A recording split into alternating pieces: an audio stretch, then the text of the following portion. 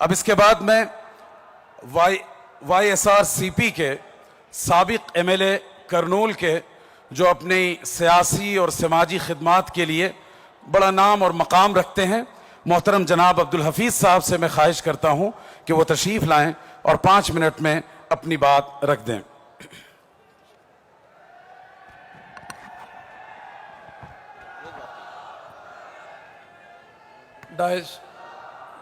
Dice पे पेश फरमा सियासी रहबरां, दीनी रहनुमाएं और बिलखुसूस all India Muslim personal law board के सदर खालिद सैफुल्लाह रहमानी साहब का और ऑल इंडिया मजलिस इत्तेहादुल मुस्लिमीन के सदर बैरिस्टर असदुद्दीन अवीसी साहब का मैं शुक्रिया अदा करता हूं। और यहाँ पे आए हुए सारे मेरे भाइयों को अस्सलाम वालेकुम व रहमतुल्लाहि बरकातुहू। मैं यहाँ पर जगन मोहन रेड्डी साहब का पैगाम आप तक पहुँचाने के लिए लाया हूँ। आज मिथुन रेड्डी साहब जो हमारे लोकसभा के लीडर हैं, वो भी यहाँ पर रहना था, मगर आखिरी में कुछ मुश्किल की वजह से यहाँ पर नहीं आ सके। मगर मैं इस मंच से आप लोगों को बताना चाहता हूं कि YSR Congress party all India Muslim personal law board के साथ है। YSR Congress party supreme court में केस डाली हुई है, जॉइंट पार्लियामेंट्री कमेटी को लिख कर दी है कि हम इस बिल के खिलाफ हैं। लोकसभा में मिथुन रेड्डी साहब ने ठहर कर बात भी किया और इस बिल के खिलाफ भी वोट दिया। राज्यसभा में YB सुब्बा रेड्डी साहब जो हमारे लीडर, उन्होंने ठहर कर बात भी किया और सारे YSR कांग्रेस पार्टी के MPs ने उसके खिलाफ वोट दिया। हम लोग आपको ये बताना चाहते हैं कि आंध्र प्रदेश में चाहे कैसे भी हालात हों, चाहे हम पे कितने भी मुश्किलें मुसीबतें आ जाएं, जगन मोहन रेड्डी साहब ने जो वादा किया था इलेक्शन से पहले कि हम माइनॉरिटीज के साथ रहेंगे, उसी के मुताबिक हम आज मुस्लिम समाज के साथ, माइनॉरिटीज के साथ ठहरे हुए हैं। बल्कि मैं बताना चाहता हूं, आप सब जानते हैं वक्फ यूजर्स की क्या मुसीबतें हैं, लिटिगेशन से क्या मुसीबतें होती हैं। अभी जो है हजरत बता रहे थे कि आने वाली नस्लों तक जो है इसका जो है असर हो जाएगा। मैं ज़्यादा वक्त आपसे नहीं लूँगा क्योंकि मुझसे भी और अच्छे बात करने वाले लोग यहाँ पर हैं। मगर ये बात ज़रूरी है कि आज हमारे मसाजिद, ख़ब्रस्तान, ईदगाह, खानखा, दरगाहों को बचाने के लिए हम सबको एकजुट होना ज़रूरी है। हमको ज़मीन पर इस तरीक़े का इत्तेहाद बताना ज़रूरी है। सुप्रीम कोर्ट में लड़ना भी जरूरी है, मगर डेमोक्रेटिक प्रोसेस में जो हमको हक और हुकूक हैं उसके दायरे के अंदर चाहे कोई भी मीटिंग बुलाई जाए, all India Muslim personal law board की तरफ से हम लोगों को इत्तेहाद का इसी तरीके से सामने आकर उनको जो है ताकतवर बनाना है। मैं आप लोगों को बताना चाहता हूं कि इस बिल के बारे में चाहे कितनी भी देर बात करें उतनी कम होगी, मगर आप सब जानते हैं कि ये बिल बिल्कुल गलत है, सिर्फ मुसलमानों के साथ डिस्क्रिमिनेटरी है। और ये आप जानते हैं कि कॉन्स्टिट्यूशनल राइट्स जो हमारे को दिए गए हैं, फंडामेंटल राइट्स जो हमको दिए गए हैं, उसके खिलाफ इस एक्ट को लाया गया है। और आप जानते हैं कि आर्टिकल्स 13, 14, 15, 21, 25, 26, 29, 30 एंड 300 के खिलाफ इस एक्ट को लाया गया है। सारे पार्लियामेंट के जो मुस्लिम MPs हैं इस बिल के खिलाफ थे, सारे अपोजिशन पार्टीज के MPs इस बिल के खिलाफ थे।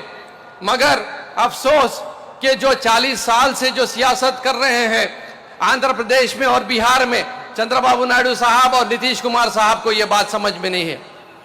इलेक्शन के सामने चंद्रबाबू नायडू साहब NDA के साथ रहने के बावजूद उन्होंने वहां के आंध्र प्रदेश के मुसलमानों से वादा किया था कि हम जो है चाहे कोई भी कानून जो मुसलमानों के खिलाफ लाया जाएगा उसको रोकने के साथ साथ आप हमारे साथ ठहरे रहेंगे।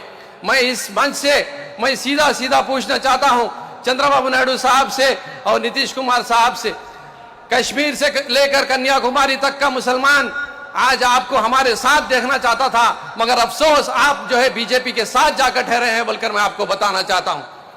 मैं आपको बताना चाहता हूं कि हमने लोकसभा में राज्यसभा में वोट डाला, मगर तेलुगु देशम पार्टी का आईटी सेल हमारे ऊपर जो है कीचड़ फेंकता कि हम राज्यसभा में वोट नहीं डाले। ये तो ऐसा हो गया कि झूठा झूठ बोला तो सच्चा रो रो के मरा, वैसी बात हो गई। मगर तेलुगु देशम पार्टी को और बिहार में नीतीश कुमार साहब को भी जरूर मुसलमान भाई और हिंदू भाई, सेक्युलर भाई, जितने जो है सेक्युलर सोच रखते हैं, चाहे वो ईसाई सिख भाई हैं, वो सारे के सारे जो है इनको आने वाले दिनों में बचा चकाएंगे।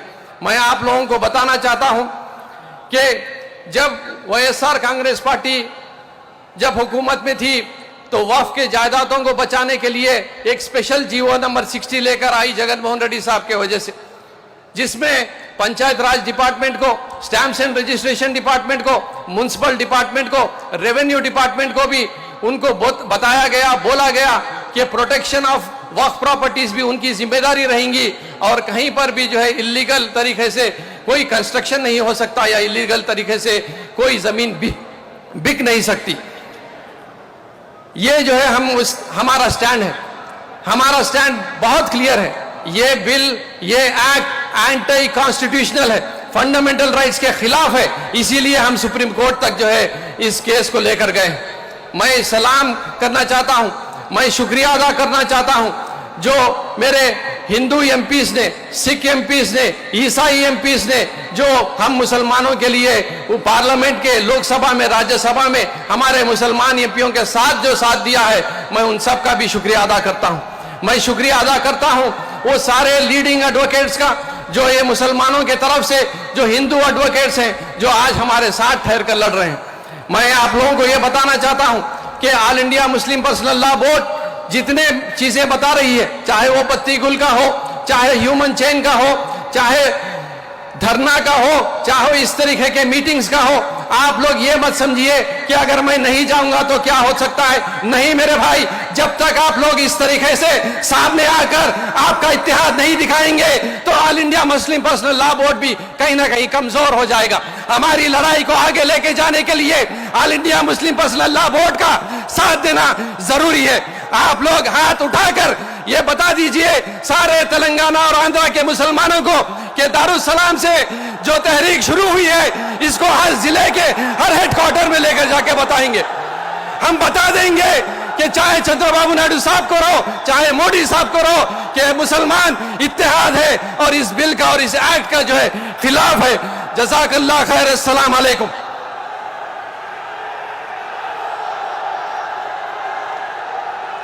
अगर उमर भाई आपकी इजाजत है तो एक छोटा सा शेर बोलते निकल जाऊं। वसीम बरेलवी साहब का शेर है, उसूलों पर जहां आंच आए, उसूलों पर जहां आंच आए टकराना जरूरी है, जो जिंदा हो तो फिर जिंदा नजर आना जरूरी है। ये है तो सबके लिए हो, ये है तो सबके लिए हो, ये जिद हमारी है।